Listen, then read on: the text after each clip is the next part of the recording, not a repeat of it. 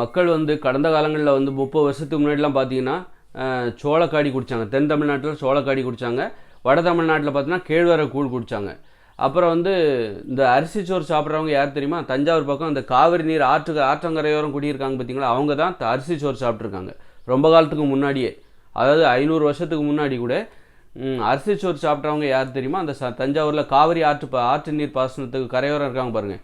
எங்கெல்லாம் அந்த ஆற்று நீர் பாசனம் இருக்கோ அதன் கரையோரம் இருக்கிறவங்க மட்டும்தான் அரிசி சோறு சாப்பிட்ருக்காங்க. மற்றபடி மற்ற மக்கள்லாம் பார்த்திங்கன்னா தண்ணீர் வசதி குறைவான ஆட்கள் மட்டுமே கேழ்வரகு கூழ் குடிச்சிருக்காங்க, சோளக்காடி குடிச்சிருக்காங்க. ஏன் வந்து அரிசிச்சோறு இவங்க ஏன் தென் தமிழ்நாட்டில் சாப்பிடல, ஏன் ஆற்றங்கரையோரம் இருக்கிற மக்கள் மட்டுமே அரிசிச்சோறு சாப்பிட்டாங்கன்னா, நீங்கள் அரிசியை நெல்லை உற்பத்தி பண்ணுறதுக்கு உங்களுக்கு நிறைய தண்ணீர் தேவை. எப்பவும் வயலில் தண்ணீர் நிரம்பி இருந்துக்கிட்டே இருக்கணும். அப்போ தான் நீங்கள் வந்து நெல்லை வந்து உற்பத்தி பண்ண முடியும், அதை வளர்க்க முடியும். அப்போ தென் தமிழ்நாட்டில் வந்து வறண்ட பகுதி, அங்கெல்லாம் தண்ணீர் வசதி குறைவு. அது மாதிரி வட தமிழ்நாட்டிலையும் மழை வரும்போது தான் தண்ணீர் இருக்குமே தவிர மற்ற நேரங்களில் தண்ணி இருக்காது. அதனால் நெல்லை வந்து விளைவிக்க முடியாத சூழ்நிலை கடந்த காலங்களில் இருந்தது. எங்கே இருந்தது? வட தமிழ்நாட்டிலையும் தென் தமிழ்நாட்டிலையும். அதனால என்ன பண்ணாங்க, வட தமிழ்நாட்டிலையும் தென் தமிழ்நாட்டிலையும் நெல்லுக்கு மாற்றாக அவங்க வந்து பிடிச்சது வட தமிழ்நாட்டில் கேழ்வரகு கூழ், தென் தமிழ்நாட்டில் சோளக்காடி.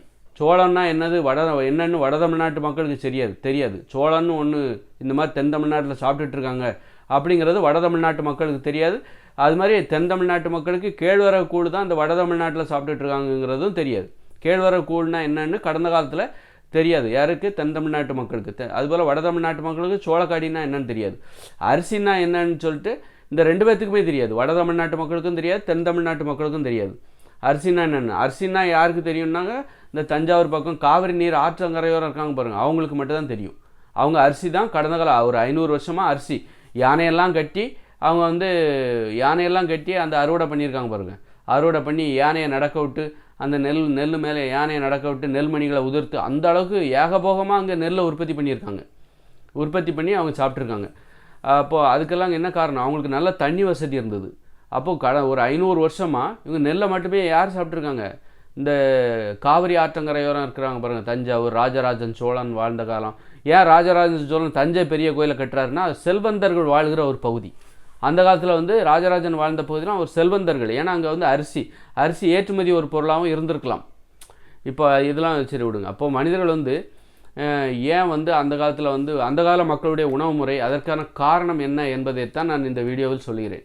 அந்த கால மக்கள் எல்லாருமே அரிசிச்சோறு சாப்பிட்டாங்கன்னு நீங்கள் நினைக்கிறது தப்பு. அரிசிச்சோறு சாப்பிடவும் முடியாது. எல்லா இடத்துலையும் தண்ணீர் வசதி கிடைக்காது. தண்ணீர் வசதி எங்கே அதிகமாக இருக்கோ அங்கே மட்டும்தான் அரிசி என்பது நெல் என்பது உற்பத்தி செய்யப்பட்டிருக்கிறது. மற்ற இடங்களில் நெல்லுங்கிறது ரொம்ப இடையில பம்பு செட்டு வரும்போது தான், மோட்டார் பம்பு செட்டு வரும்போது தான் மக்கள் நெல்லை உற்பத்தி செய்கிறார்கள். கையால் நீங்கள் வந்து ஏத்தம் இறைச்சி உங்கள் நெல் வயலில் எப்போவும் தண்ணி நிரம்ப வைக்க முடியாது. அப்போ என்ன பண்ண முடியும்? கையால் வைக்க முடியாதுல்ல. அப்போ வந்து குறைந்த தண்ணீர் தேவைப்படுகிற சோளம், குறைந்த தண்ணீர் தேவைப்படுகிற கேழ்வரகு இதை பயன்படுத்துகிறாங்க. எப்போ மோட்டார் பம்பு செட்டு தமிழ்நாடு முழுக்க வருதோ அப்போ தான் என்ன பண்ணுறாங்க, படிப்படியாக நெல்லை உற்பத்தி செய்ய ஆரம்பிக்கிறார்கள்.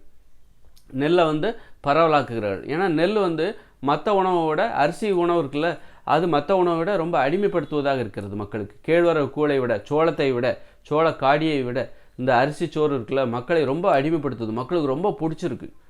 அதனால என்ன பண்ணுறாங்கனாக்கா அரிசி சோறை தேர்ந்தெடுக்கிறார்கள். இப்போ இன்னொன்று அரிசிச்சோறை தேர்ந்தெடுக்கிற என்ன காரணம்னா, இன்னும் ஆர்வமாக உழைக்கிறாங்க. ஏன்னா நல்லா கடினமாக உழைச்சாதான் ஆடம்பரமாக வாழ முடியும். ஆடம்பரமான மோகம்ங்கிறது அந்த காலத்தில் இருந்துகிட்டு தான் இருக்குது. உலகங்கள் கண்டுபிடிச்ச காலத்துலேருந்து ஆடம்பரமாக வாழ வேண்டிய மோகம் வந்து இருந்து விடுகிறது. ஏன்னா உலகங்களின் உதவி இல்லாமல் உங்களால் ஆடம்பரமாக வாழ முடியாது. கற்காலங்களில் எக்காரணம் கொண்டும் ஆடம்பரமாக வாழவே முடியாது. ஏன்னா ஆடம்பரமாக வாழ்வதற்கு உலகங்களின் உதவி தேவை. அது என்னென்னு நம்ம அடுத்து வேற ஒரு வீடியோவில் பேசுவோம். அப்போது வந்து ஆடம்பர மோகங்கிறது எல்லா காலத்துலேயுமே இருக்குது. ஆடம்பரமாக வாழணுன்னா கடினமாக உழைக்கணும். கடினமாக உழைக்கணும்னா அதற்கான ஒரு தூண்டுதல் தேவை, ஒரு காரணம் தேவை. நீங்கள் வெறும் சோளக்காடி, இப்போ உங்கள் வயலில் சோளம் தான் உற்பத்தி பண்ணுறீங்கன்னா, அதுதான் உங்களுடைய 3 வேளை உணவுன்னா, அதை உற்பத்தி பண்ணுறதுக்கு நீங்கள் ஆர்வமாக போக மாட்டீங்க. ஏன் சோளம் தானே, அதில் கொஞ்சம் தான் உங்களுக்கு ஆசை இருக்கும். அதுவே நீங்கள் உங்கள் வயலில் நெல்லை உற்பத்தி பண்ணுறீங்கன்னு வச்சுக்கோங்க, ரொம்ப ஆர்வமாக போவீங்க. நெல்லை நாற்று நடுறதும் சரி, அது அறுவடை பண்ணுறதும் சரி, களை பிடுங்க எல்லாமே திருவிழா மாதிரி இருக்கும். அது நடுறதுலேருந்து அது அறுக்கிற வரைக்கும் திருவிழா தான். அறுவடை திருவிழான்னு சொல்லுவாங்க அந்த காலத்தில். ஒரு சோளத்துக்கு சொல்லுவாங்களா, சோளத்தை வந்து போய் இது அறுவடை திருவிழான்னு சொல்ல மாட்டாங்க. ஏன்னா நெல்லை வந்து சொல்லுவாங்க. நெல், ஏன்னா அந்தளவுக்கு அதை அடிமைப்படுத்துது. அது அந்த அளவுக்கு மக்களுக்கு பிடிச்சிருக்குங்கும்போது அப்போ அதுக்காக அவங்க கஷ்டப்பட்டு உழைக்கிறாங்க. ஏன்னா நம்ம அறுவடை பண்ணி அரிசி சோறு சாப்பிட போகிறோம் அப்படிங்கும்போது அதுக்காக கஷ்டப்பட்டு உழைக்கும்போது அப்போ இன்னும் கஷ்டப்படும் போது அதன் மூலமாக என்ன ஆகும், அப்போ இன்னும் நிறைய பணம் கூட வரும், நிறைய ஆடம்பரமான வசதி கிடைக்குது, வாழ்க்கை கிடைக்குது. ஆடம்பரமாக வாழ்வதற்கு இந்த அரிசி ஒரு காரணமாக இருக்குது. அரிசி சோறு சாப்பிட்டா நீ ஆடம்பரமாக வாழலாம்பா, அரிசி சோறு மீதான ஆசையை வளர்த்துக்கோ, அப்படி வளர்த்துக்கிட்டா நீ ஆடம்பரமாக வாழலாம். ஏன்னா அரிசி சோறு என்பது அதற்கு நீ ஆசைப்பட்டால் நீ கடினமாக உழைப்பாய். இப்போ இன்றைக்கி கடினமாக உழைக்கிறவங்க யார்? ஆடம்பரமான வாழ்க்கைக்கு ஆசைப்படுறவங்க தான் இன்றைக்கி கடினமாக உழைப்பாங்க. நான் எளிமையாகவே வாழ்ந்துக்கிறேன், நம்ம ஆடம்பரமான வாழ்க்கைக்கு எனக்கு ஆசை இல்லை அப்படிங்கும்போது எளிமையாக தான் உழைப்பாங்க. அதுபோல் இன்றைக்கி வந்து சோறு சாப்பிட்றவங்க தான் முரட்டுத்தனமாக ஒரு அடிமை போல் உழைப்பாங்க. அதுவே நான் சோறு சாப்பிடக்கூடாதுன்னு சொல்லிட்டாரு டாக்டரு, எனக்கு சுகர் வந்துருச்சு, அல்லது நான் உணவு கட்டுப்பாட்டை கடைபிடிக்கிறேன், எதிர்காலத்தில் நோய் வராமல் என்ன நான் பார்த்துக்கணுன்னா இன்றைக்கே நான் சோறு சாப்பிடக்கூடாது அப்படின்னாலே நீ கடினமாக உழைக்க மாட்டேன். உனக்கு அந்த கடினமாக உழைக்க வேண்டிய அவசியமும் இல்லை, அந்த ஆசையும் இருக்காது உனக்கு. எளிமையாக கடினமாக உழைப்பதற்கு உனக்கு எது தூண்டுதலாக இருக்குது? இந்த நாம் சாப்பிட போகிறது அரிசி. இப்போ உங்கள் வீட்டில் வந்து கேழ்வரகு கூழ் இருக்குது, அப்போ நீ வந்து மத்தியானம் வீட்டுக்கு சாப்பிட போகிறேன் அப்படிங்கும்போது நீ மெதுவாக தான் போவ. அதுவே உங்கள் வீட்டில் பிரியாணி இருக்குன்னு வச்சுக்கோ, வேகமாக போவ, யாரும் போய் சாப்பிடக்கூடாது, காலி பண்ணிடக்கூடாது அப்படின்னு வேகமாக உன் கையில் ஒரு பதட்டமே இருக்கும், ஒரு நடுக்கமே இருக்கும். அதுவே உங்கள் வீட்டில் கேழ்வரகு கூழ் தான் இருக்குன்னா பொறுமையாக போய்க்கலாம் அப்படின்னு தோணும். அப்போ இது மாதிரி தான். அப்போ அந்த காலத்தில் அரிசியெல்லாம் நெல்லெல்லாம் உற்பத்தி பண்ணும்போது அவங்க ஒரு முரட்டுத்தனமாக வேலை பார்த்தாங்க, ஆர்வத்தோட ஒரு வெறி பிடிச்சி வேலை பார்த்தாங்க. ஒரு வெறி பிடிச்சி ஒரு திருவிழா மாதிரி அந்த நெல் வயலை கட்டி காப்பாற்றுறது, அந்த நெல் வயலை சுற்றி வந்தாங்க. அப்போ சுற்றி வந்து ரொம்ப கண்ணு கருத்துமாக பார்த்துக்கிட்டு அப்புறம் பார்த்து அறுவடை பண்ணி அதுவே ஒரு திருவிழா. அங்கேயே பொங்கி சாப்பிட்டு அப்படி திருவிழா, வீட்டுக்கு மூட்டையை இறக்குவாங்க, அதுவே திருவிழா. அப்புறம் அதை குத்தி புடைப்பாங்க, அவிப்பாங்க. அதுக்கே அன்னைக்கு முரட்டுத்தனமாக வேலை பார்த்தாங்க. அதெல்லாம் அவிக்கணும், காய வைக்கணும், புடைக்கணும், மாங்குன்னு பெண்கள் கடந்து வீட்டில் கடந்து குத்திட்டு கிடப்பாங்க உலக்கையில். அப்போ அந்த அளவுக்கு அவர்கள் கஷ்டப்படுவதற்கான காரணம் இது. சாப்பிட போகிறது அரிசி உணவு. நம்ம அரிசி சாப்பிட்றோம், இப்படி கஷ்டப்பட்டால் இந்த உணவை சாப்பிட்லாம். அந்த உணவு அப்போ குழம்பு ஊற்றி சாப்பிட்றது, அந்த சோத்தில் குழம்பு ஊற்றி, அந்த காலத்தில் பார்த்திங்கன்னா கருப்பாக கூட அரிசி இருக்கும், ஒரு அம்பே 16 அப்படின்னு சொல்லிட்டு என்னென்ன 56 என்னொன்னுலாம் உண்டு. அந்த அரிசியெல்லாம் பார்த்தா அவ்வளோ அருவாக இருக்கும். அதில் குழம்பு ஊற்றி சாப்பிட்ற அந்த அனுபவங்கள்லாம் பார்த்தா அப்போ அது ஏற்படுத்துகிற ஆர்வம் இருக்குல்ல, நம்ம சாப்பிட போகிறது அரிசி சோறு அப்படிங்கும்போது முரட்டுத்தனமாக உழைச்சாங்க, ஆர்வமாக உழைச்சாங்க. அப்போ அப்படி உழைக்கும் போது என்னாங்கன்னா அவங்களுக்கு ஆடம்பரம் பெருகுது. ஏன்னா நீ மென்மையாக உழைக்கிற அப்படின்னா உனக்கு அதிக பணம் வராது. மென்மையாக உழைக்கிற, எளிமையாக உழைக்கிற, நீ உற்பத்தி பண்ணுற சோளமாவோ கேழ்வரகாவோ இருக்கும்போது நீ மென்மையாக தான், எளிமையாக தான் உழைப்ப, அமைதியாக தான் உழைப்ப, ரொம்ப வெறி பிடிச்சி ஆர்வமாகலாம் உழைக்க மாட்டேன். அதுவே நீ உற்பத்தி பண்ணுறது அரிசின்னா நீ ஆர்வமாக உழைப்ப, ரொம்ப ஆசையாக உழைப்ப, வெறி பிடிச்சி ஒரு கனவோட உழைப்ப, அரிசிச்சோறு சாப்பிட்லாம் அப்படிங்கிற ஆசையோடு அந்த காலத்தில் உழைப்பாங்க. அப்படி உழைக்கும்போது கடினமாக உழைப்பதற்கு அவங்க எப்போவுமே தயாராக இருப்பாங்க, எப்போவுமே ஆர்வமாக இருப்பாங்க. அப்போ என்ன ஆகணும், உழைப்பு தான் உனக்கு ஆடம்பர வாழ்க்கைக்கு வழி ஏற்படுத்தி தரும். அப்போ இந்த அரிசி சோறு சாப்பிடுவதன் மூலமாக நம்ம ஆடம்பரமாக வாழ்வதற்கு தேவையான அந்த கடின உழைப்பும் கிடைத்து விடுகிறது. கடின உழைப்பு தான். நீ வெறும் ஒரு நெல்லை மட்டுமே உற்பத்தி பண்ணுறதுக்காக கடினம் உழைக்க மாட்டேன். அந்த ஆர்வம் எல்லா இடத்துலையும் உனக்கு திரும்பும். வாழ்க்கையில் எல்லா பகுதியிலுமே அந்த நெல்லை உற்பத்தி பண்ணும்போது உனக்கு இருக்கிற அந்த ஆர்வம் இருக்குல்ல, அந்த ஆர்வம் வாழ்க்கையில் எல்லா விஷயத்துலையுமே இருக்கும். அதனால் நெல்லை வந்து ஏன் மக்கள் வந்து உணவாக தேர்ந்தெடுத்தாங்கன்னா கடின உழைப்புக்கு அது தூண்டுதலாக இருக்குது. அதுவே நீ வந்து கேழ்வரகு உற்பத்தி பண்ணால், சோளத்தை உற்பத்தி பண்ணால், சாணை, திணை, சாமை இதெல்லாம் உற்பத்தி பண்ணால் மெதுவாக தான் உழைப்பேன், அமைதியாக தான் உழைப்பேன், பார்த்துக்கலாம் என்னது அப்படின்னு சொல்லிட்டு. அதுவே நீ உற்பத்தி பண்ணுறது அரிசி அப்படின்னா, அரிசி உணவு தான் நம்ம உற்பத்தி பண்ணுறோம், நெல்லை தான் உற்பத்தி பண்ணுறோன்னா ஆர்வமாக உழைப்பேன்.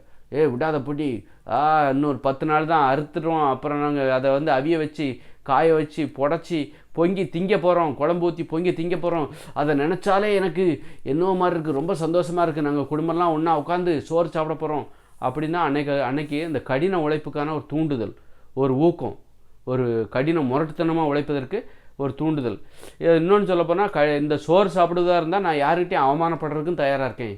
யார் என்ன அசிங்கப்படுத்தினாலும் சரி, நான் கூலி வேலைக்கு போகிறேன், கூலி வேலைக்கு போயிட்டு நான் சம்பாதிச்சு எனக்கு வந்து நான் இந்த மாதிரி அறுவடை பண்ண போகிறேன் அப்படிங்கும்போது எனக்கு ஒரு மூட்டை நெல் தருவாங்க. அன்றைக்கி நெல் தான் கூலியாகவும் கொடுத்தாங்க. அப்போ கூலிக்கு வேலை போகிறதுக்கே அவங்க ஆசைப்பட்டாங்க. கூலிக்கு வேலைக்கு போகிறதுக்கு அவங்க அன்றைக்கே ஏன் ஆசைப்பட்டாங்க அப்படின்னா, கூலியாக என்ன கொடுத்தாங்க, நெல்லை தான் கொடுத்தாங்க, நெல்லை தான் அளந்து கொடுத்தாங்க. அப்போ அந்த நெல்லை நான் வாங்க போகிறேன், அதை வீட்டுக்கு எடுத்துகிட்டு வருவேன், அதை அவிப்பேன், காய போடுவேன், அப்புறம் குத்துவேன். 10 நாள் 10 தோட்டத்துக்கு நான் வந்து வேலைக்கு போனேன்னு வச்சுக்கோங்க. இன்றைக்கி அறுவடை திருவிழா, இப்போ எங்கே பார்த்தாலும் அறுவடை தான், இந்த 1 மாதத்துக்கு ஒரே அறுவடை தான். அப்போம்போது நான் அறுவடைக்கு கூலிக்காக போவேன். கூலிக்காக போனால் எனக்கு வேலை முடிஞ்சால் எனக்கு வந்து ஒரு 10 கிலோ நெல் கொடுப்பாங்க. அதை நான் வீட்டுக்கு வந்து நான் குத்தி என் குடும்பமாக உட்காந்து அரிசி சோறு பொங்கி சூப்பராக சாப்பிடுவோம். அந்த கனவே கூலிக்கு வேலைக்கு போகிறதுக்கு வந்து ரொம்ப ஆர்வமாக இருந்தது. அங்கே வந்து திட்டுனாலும் சரி, அவமானப்படுத்தினாலும் சரி, அது இவங்களுக்கு பெருசாக தெரியாது. இந்த அடிமைத்தனமே அவங்களுக்கு ரொம்ப அடிமை, அதாவது நம்ம அடிமைப்படலாம், ஏன் அந்த சோத்துக்காக நம்ம அடிமைப்படலாம், 4 பேர் அசிங்கப்படுத்தினாலும் அதை ஏற்றுக்கலாம்.